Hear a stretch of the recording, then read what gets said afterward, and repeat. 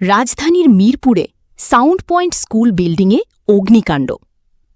রাজধানী ঢাকার মিরপুর এলাকায় একটি স্কুল ভবনে অগ্নিকাণ্ডের ঘটনা ঘটেছে।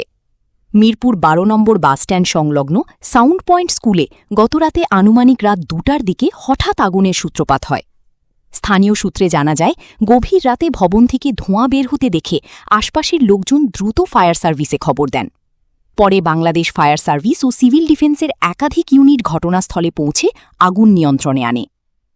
প্রাথমিকভাবে ধারণা করা হচ্ছে বৈদ্যুতিক শর্ট সার্কিট থেকে আগুনের সূত্রপাত হতে পারে।